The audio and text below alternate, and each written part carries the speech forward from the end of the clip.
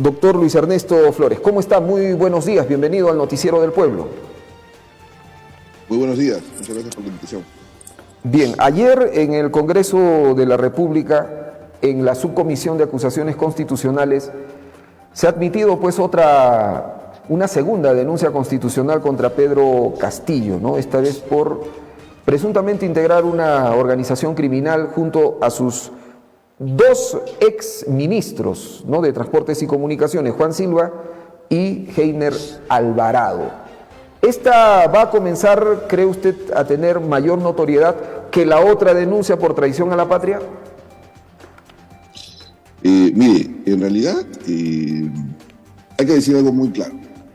Aquí nosotros hay que ser respetuosos del Estado de Derecho y de la Constitución política.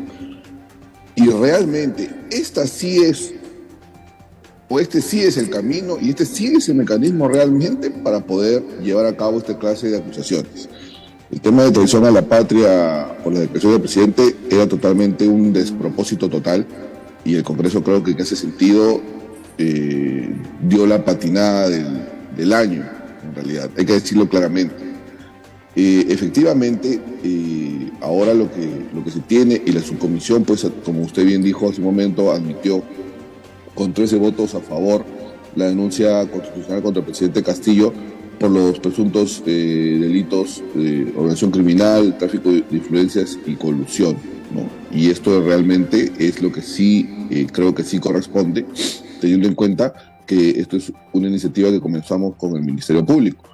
Y siendo esta la etapa postulatoria y estando que la denuncia constitucional presentada por el Ministerio Público si cumple con todos los requisitos de admisibilidad, corresponde realmente, esta vez sí, a la subcomisión admitir y dar a trámite la presente denuncia constitucional, como ya lo están haciendo.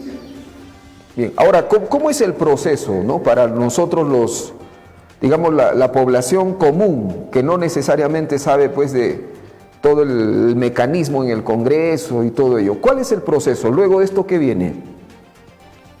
Bueno, la denuncia constitucional entra en una etapa probatoria en la que Pedro Castillo seguramente será convocado a ejercer su defensa ante el grupo de trabajo que va a emitir un informe final y se verá en ese informe final si es que realmente procede y pasará a la comisión permanente. O sea, esta es una primera etapa, por así decirlo. Ahí pasa a la comisión permanente y posteriormente, o sea, pasa a la comisión permanente como una antesala a la votación en el Pleno, donde para prosperar, también hay que decirlo claramente, requiere los votos de la mitad más uno de los legisladores, de los congresistas en el hemiciclo.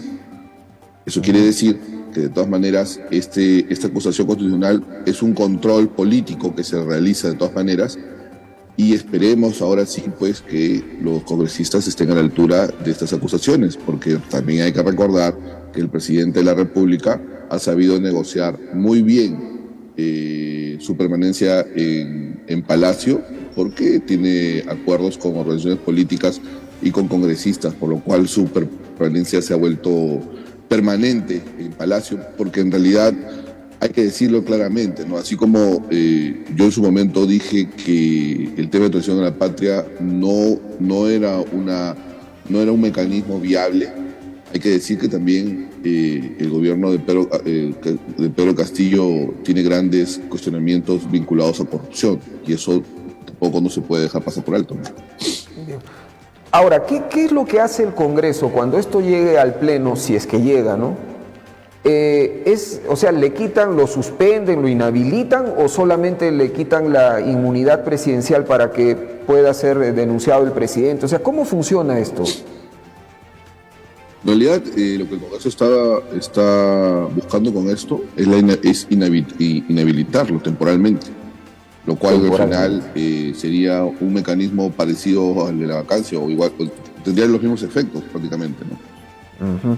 Bien. Ahora, el domingo llega la comisión de la OEA, se han presentado algunas agendas de este grupo de alto nivel, ¿no?, que viene a ver el tema de la democracia en nuestro país. Pero ha llamado mucho la atención el hecho de que no se haya consignado una reunión con la fiscal de la Nación. ¿Qué tan malo es eso?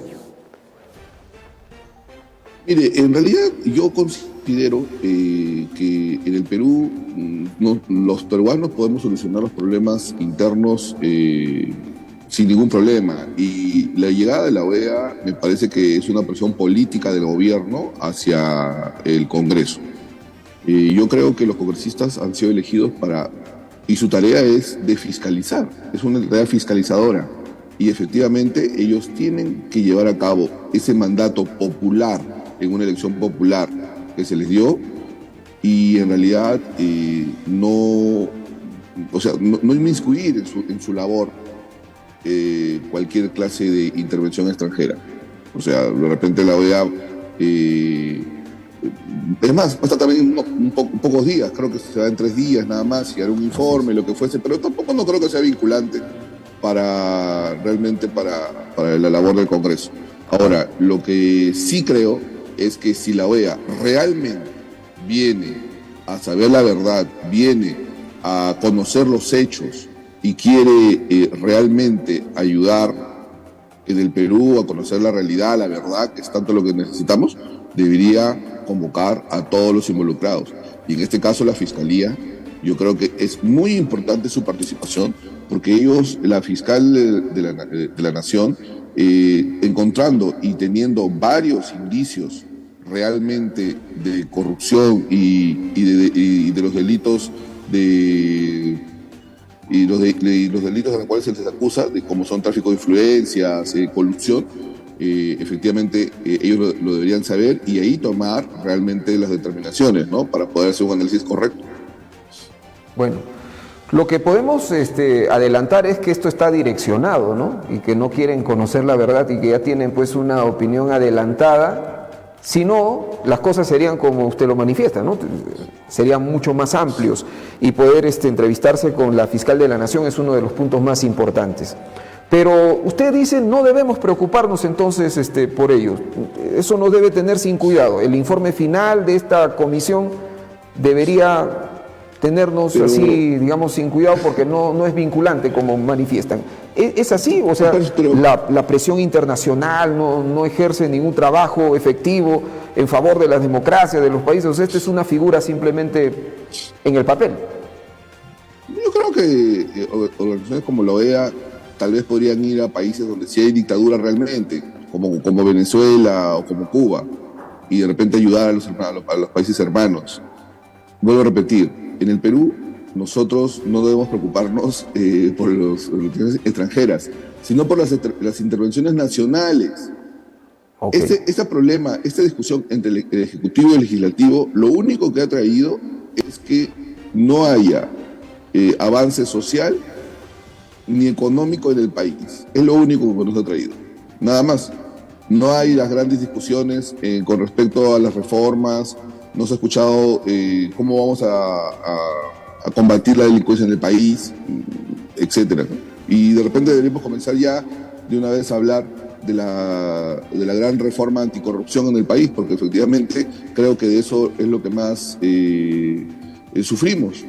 Hay que tener en cuenta Fujimori, desde Alan García, Fujimori, Toledo, Ollantumala, el señor Pedro Pablo Kuczynski, son presidentes que al final han terminado en realidad con temas delictivos, y Pedro Castillo también va a seguir ese mismo camino.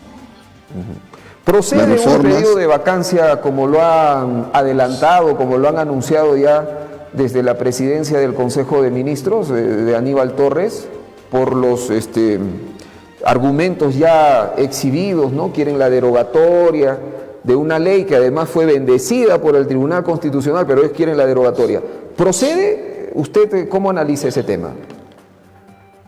Lo que pasa es que hay que tener en cuenta un tema. El primer ministro, él no presentó una cuestión de confianza.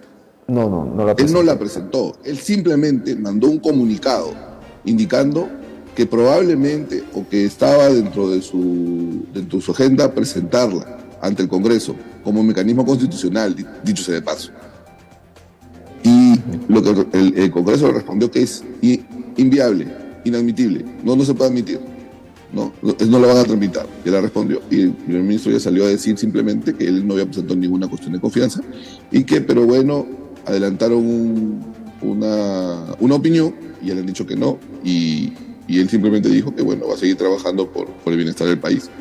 En realidad, el Congreso creo que ha tenido ataques políticos todos estos días antes de la venida de la OEA y no ha sabido responder políticamente esos actos, ¿no? Porque simplemente con dar una respuesta política también hubiese bastado, no dar una opinión adelantada de los hechos.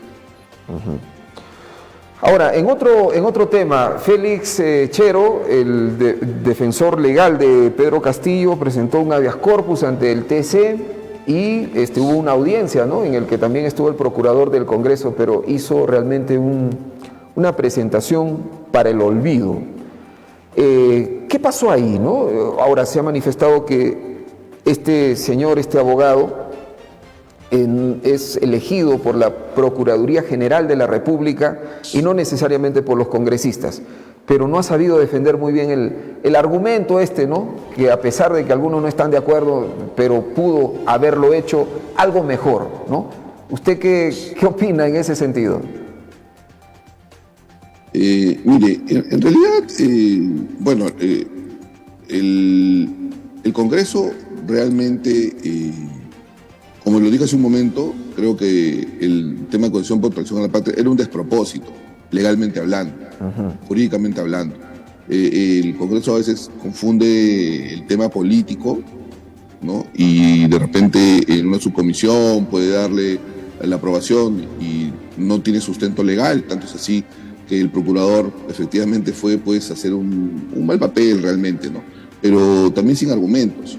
Okay. Yo creo que no hay que victimizar mucho al profesional que estuvo presente en esa audiencia, sino a realmente cuál era la cuestión a la que le habían mandado a defender y que realmente, en mi opinión, legal, era indefendible. Y realmente el mecanismo que sí debieron haber llevado hace mucho tiempo es que es el de la acusación de la fiscal de la Nación. Entonces, esto, por ese lado, yo creo que no es atendible tener argumentos contra este señor, ¿no? Bien. Y para finalizar, Betsy Chávez debería apartarse del Ministerio de Cultura, ¿cree usted, por estos hallazgos que ha hecho la prensa, ¿no?, en el que se ha descubierto a personas relacionadas a ella, ¿no? No son directamente, aunque algunos sí, ¿no?, familiares directos, creo que tiene su prima, su medio hermano, pero ella manifiesta que no hay conflicto de intereses, no hay tráfico de influencias y que las denuncias, bueno, no tienen mayor argumento, ¿no? ¿Debería ella al menos ser removida del ministerio o no? Mire, yo creo que la ministra Chávez no tiene muy claro el concepto de a quién puede y no contratar. Creo que ha sido muy claro y yo creo que ella, por salud de este gobierno, debería dar un paso al costado, ¿no? O en todo caso, pues el presidente Castillo, no sé por qué es tan difícil encontrar personas idóneas para los cargos, ¿no? En todo caso, él debería removerla del cargo, claro, para no tener cuestionamientos, ¿no?, y para que efectivamente pueda comenzar a llevar una buena gestión, ¿no? No tenemos hasta el momento gestión, no tenemos una gestión con desarrollo social y económico en el país, no tenemos. Lamentablemente el objetivo social relevante se ha olvidado y que es el bienestar de todos los peruanos se ha olvidado. Y efectivamente yo creo que sí debería ser removida. No la veo con la capacidad de gestión para que pueda llevar adelante el cargo de ministra. Claro, pero eso es bien difícil de que pase, ¿no? De que el presidente saque a Betsy Chávez.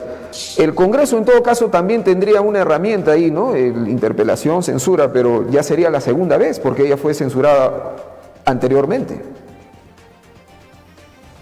Claro, bueno, pero como lo repito, estos casos también tienen que ser investigados, ¿no?, mediante la Fiscalía, entonces yo creo que por ahí puede haber una salida, ¿no?